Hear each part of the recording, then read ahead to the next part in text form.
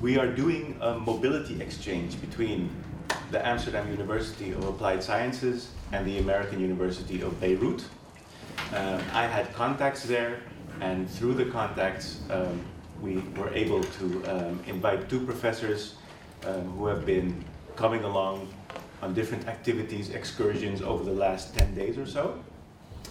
And we have been learning a lot from each other and brainstorming and thinking about what is the crossover between what we're doing, what are the linking pins. And we have some ideas, and we'd like to share those ideas. And it's not self-evident why we are working together, because I am from the Department of Social Work, Community Development, Community Organizing, and they are from the Department of Architecture and Design. So why are we here in this room together? That's what I want to explain for a little bit, and then I'll give the floor to our colleagues from Beirut. City building and community building. You would think that the two are related and are always go together, and that people who work on cities think of communities, and that the people working in communities also think about the design of cities. But it's not always true, or it's even often not true. They are separate worlds often, and they don't, it's likely that they don't ever meet. There is, of course, a difference in scale and time when you think of city building and community building. Usually, first the cities are built, and the people who think of city making think in terms of 20, 30, 50 years, and the people who are working with who work with communities, they think in terms of weeks, months, and sometimes years. So there's the people who think in communities, of course, often it's neighborhoods, or they organize around a theme, but they don't often think of the making of entire parts of the city, like city districts or whole cities. So, but they do, of course, have everything to do with each other.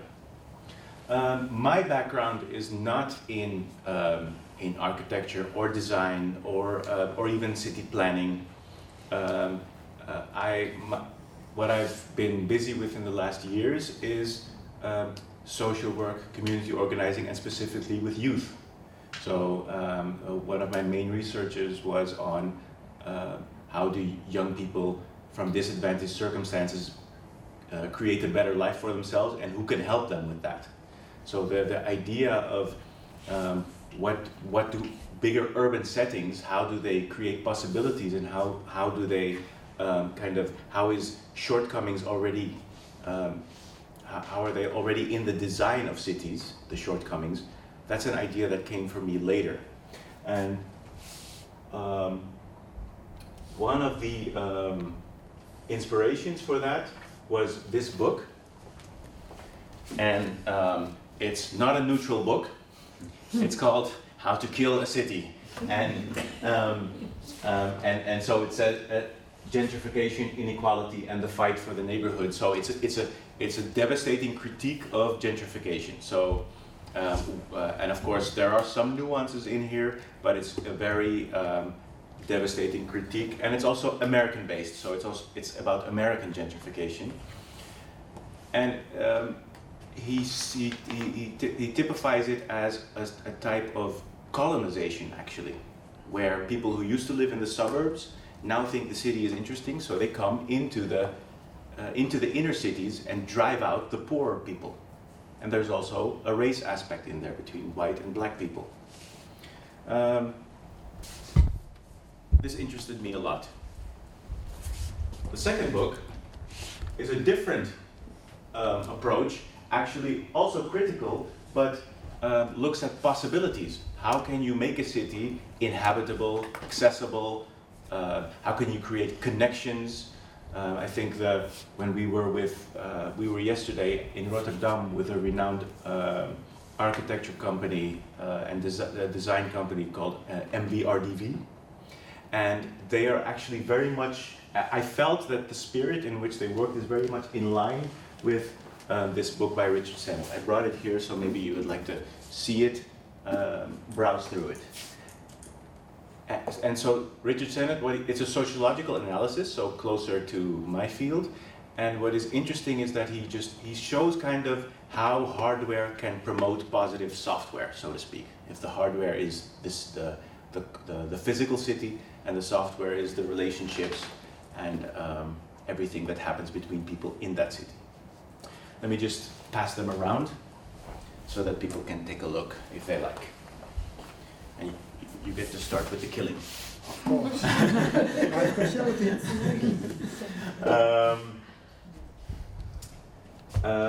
When I started thinking about Amsterdam, what does this mean for Amsterdam? There are also, Amsterdam has often been typified as a just city. It has room for everybody, people can work here, people can live here. But over the last 15 years, something has happened that has made this a lot more difficult. And one sociologist wrote an in memoriam for the just city. That means the just city is dead. So neoliberal forces are taking over and making it more difficult for justice, spatial justice, social justice to have its place in society. If I want to take a look at some metaphors that are being used by Dutch researchers, the inner city as an exclusive party, you're not invited, and it's also too expensive to take part in this party for a lot of people in these incomes. Another one is a museum as a metaphor. You can look, but you can't touch. You can go through it, but you also have to leave at some point. So these are they're very dramatic metaphors. They're not. They don't leave a lot of room for nuance. It's like you're in or you're out. Now, of course, a lot of my research was based in Amsterdam, but also in Beirut. So we have invited professors not only from another discipline, architecture and design, but also from another city. So it's like a double gap that we're trying to bridge. And my research was partly in Beirut. And I'd like to say a little bit about that so that we can see how can we bridge that gap and how can we learn from each other. Because you might think that cities like Amsterdam and Beirut are incomparable, or that everything that happens in them stands too far away from each other to do any meaningful comparison. Over the past 19 years or so, I've gotten to know Beirut, and I started doing more and more research in the city.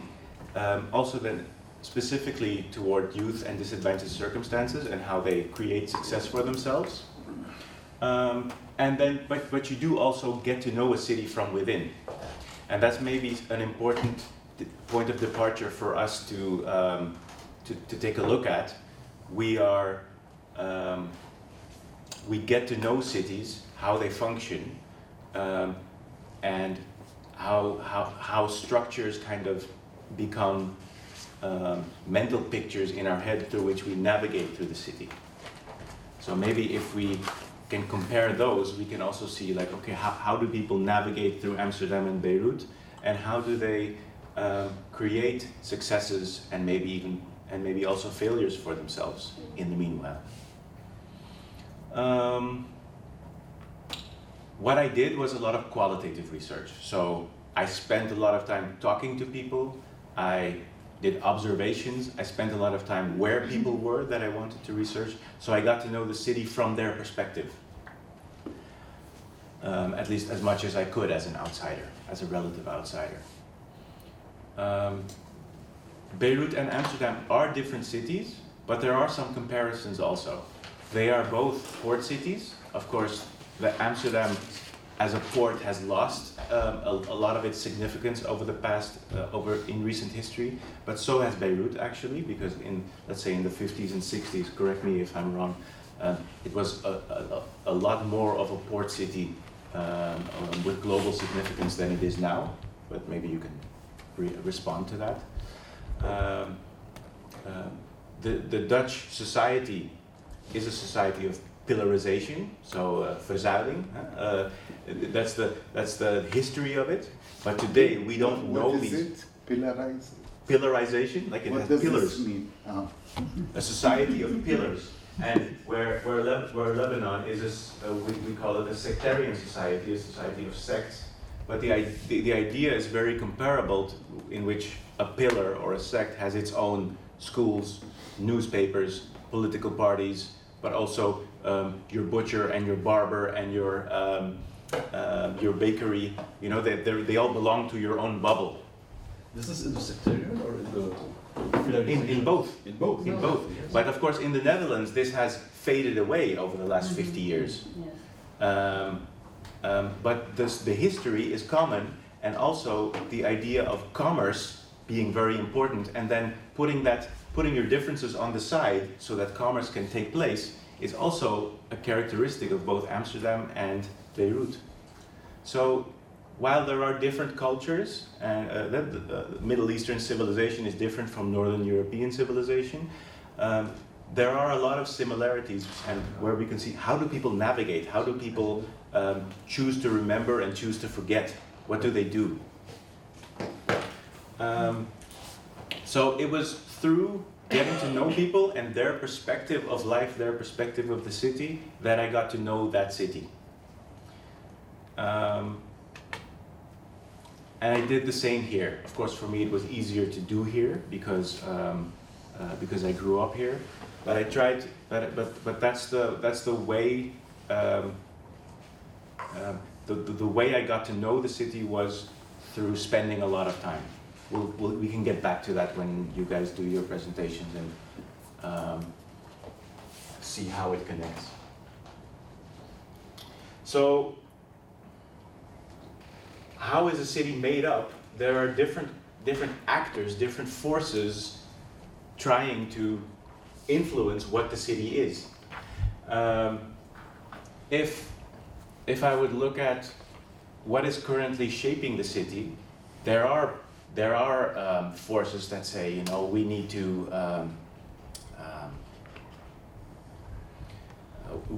make Amsterdam more metropolitan. It needs to compete with Paris, London. It needs to be extravagant. There are also people who say, like, okay, we can do those things, but also it needs to be a city for people. We spent yesterday the whole day in Rotterdam, and also last week sometime, and it's very interesting that they brand themselves as a city for living, een woonstad. So apparently it's not self-evident anymore that a city is for living. You have to brand it that way. We are for living. It used to be something self-evident. So it takes architects with courage who then step into those forces and say, we don't want to keep everything classical, the old way. We do want to move along with our times, but there are ways that you can connect big economic interests with smaller, with the smaller ideas of social life, the small change of everyday life. So, if architects with vision can connect with if architects with courage can connect with managers with vision, then you get very interesting results. And you get people start becoming creative, and possibilities take place that before people said, this can't happen, it's not possible. So that's maybe an entry point for your presentations as well. And then we wonder, what would the role of social workers in all this be? Because often, a lot of you are social work students, some of you lecturers. Often we think of this like, yeah, it's the big people that decide. You know, it's the city governments or even the national governments and big architectural firms, the city planners. They decide everything, and we kind of play around with the details, but we don't have influence on this. So I would suggest that there is more space than we think there is. But I don't have the experience myself. It's not like I sat down with urban planners and architects and city governments saying like, we're going to do it differently. We're going to reorganize a part of the city. But I'm curious, and I do have the notion that more is possible. Because over the past 10 days, we've been sitting with different architects, with city planners, with different parties, and you notice that they're all just people with ideas and some expertise. But they are living, breathing people. It's not like they're bigger people than we are. And of course, how it works in our mind is that they often feel so much bigger than we are, and that we have no influence. So I'm curious to explore that a little more. Some things that we are going to be looking into is the idea, how the city has taken shape. And Robert will talk to us about the idea of Beirut being a divided city to becoming a fragmented city. And he has some interesting thoughts about that. And also for us teachers, but also for students, it's very nice that there are students here. We're going to talk about education, because although we come from very different disciplines, we are all also teachers. And how do we educate? How do we bring across information, and what do the students do with them?